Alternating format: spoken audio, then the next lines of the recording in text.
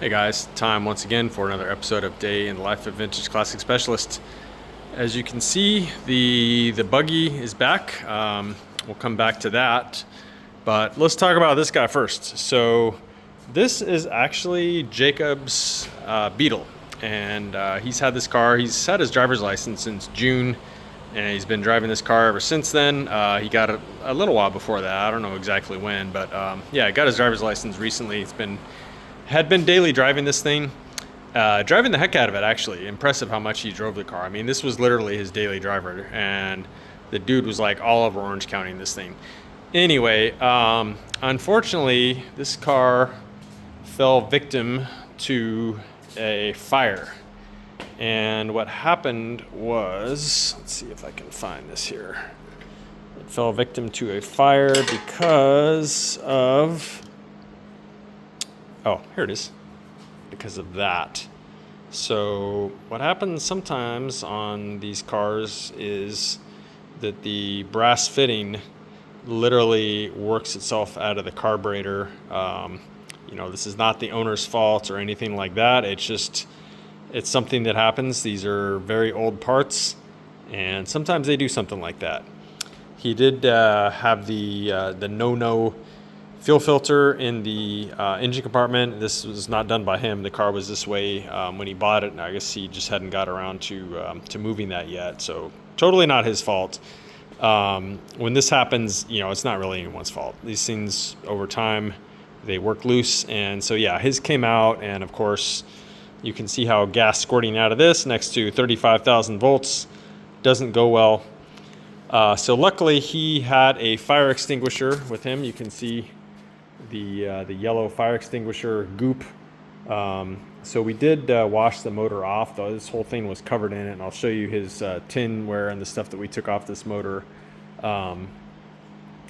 But yeah, luckily he had a fire extinguisher, got it out most of the way. Luckily he was on a surface street when this happened, and a bunch of people came running over and somehow had water with them, and a bunch of people kind of jumped in and helped him put the fire out with water, and because his fire extinguisher ran out, I guess, and the thing was still burning.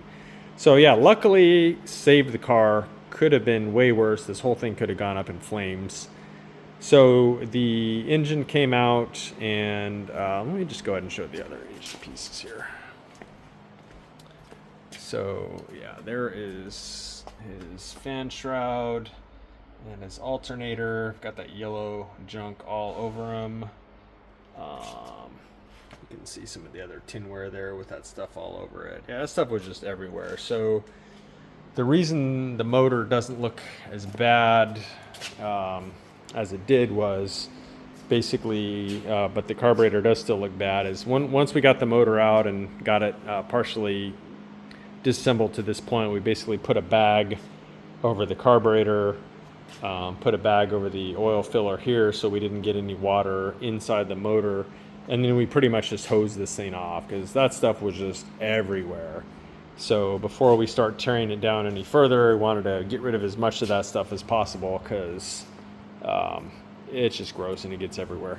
Anyway, so the plan is his long block's fine. The motor ran great, but cosmetically it's pretty bad. So I'm gonna pull all the tin off and have it all powder coated, and then probably go ahead and put a new carburetor on it. I was actually pretty impressed with that Redline Weber Solex that we bought that went on the 71 Gia, for those of you that follow us. So we'll probably go ahead and throw one of those on there. So we'll throw a new coil on. We'll throw a new fuel pump on. Distributor should be fine. Obviously, we'll put in new points and condenser, cap, rotor, wires, all that good stuff. So yeah, pretty much take it down to a long block and then clean or replace everything. Alternator will get replaced because, again, the fire was pretty hot and it did involve the alternator. So we don't trust it. We went ahead and budgeted for putting a new alternator in it. So yeah, this motor is going to look bitchin' when it's done, like all the motors that we do here. Not to toot our own horn, but I think our motors look pretty good. Anyway, and we may, while we're at it, go ahead and swap in a little higher performance exhaust and maybe some small dual carburetors.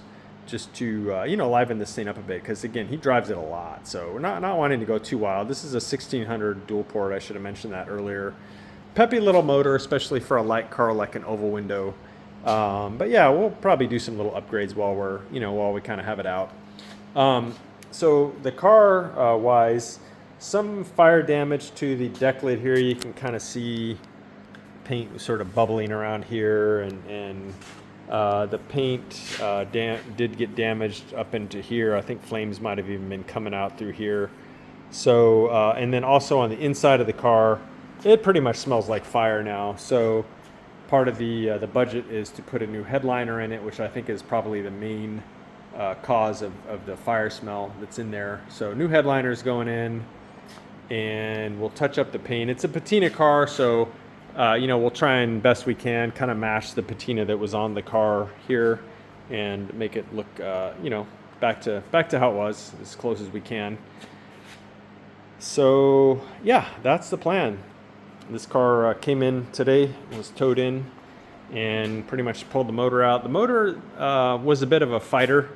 1600 motors, pretty much actually anything bigger than a 36 horsepower motor, they don't really fit that great in oval window engine compartments. And this motor was no exception. It was pretty shoehorned in there.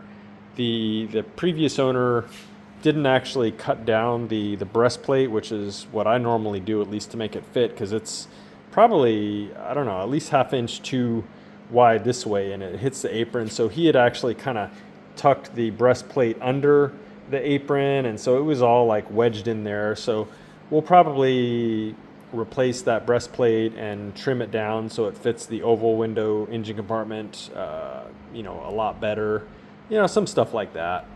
But yeah, anyway, I don't think I've shown his car before. Super nice car. It is a 56, I believe. Actually, it is a 56. Really nice car. It's got reproduction Fuchs on it. I think, I'm not sure if these are probably 4s or 4.5s, 5.5s on back, 205 70s, 145s. It's actually got a really nice leather interior in it.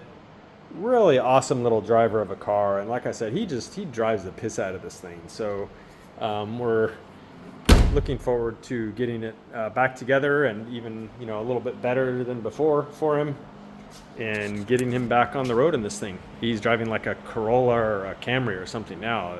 Oh my God, we got to get him back in this Beetle. So yeah, so that is starting to happen right now.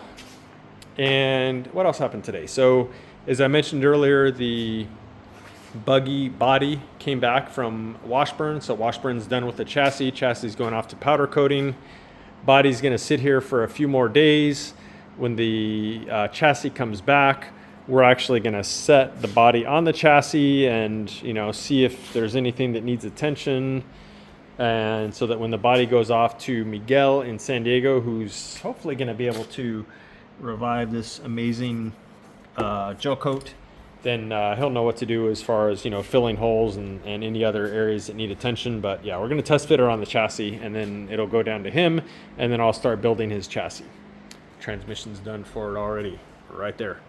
So other than that, this morning before the burnt oval window came in, I did manage to get a couple things done on the bitchin and getting bitchiner every time we work on it. Cowlick car. So some little things today. Finally put in the front brake hoses, and what else?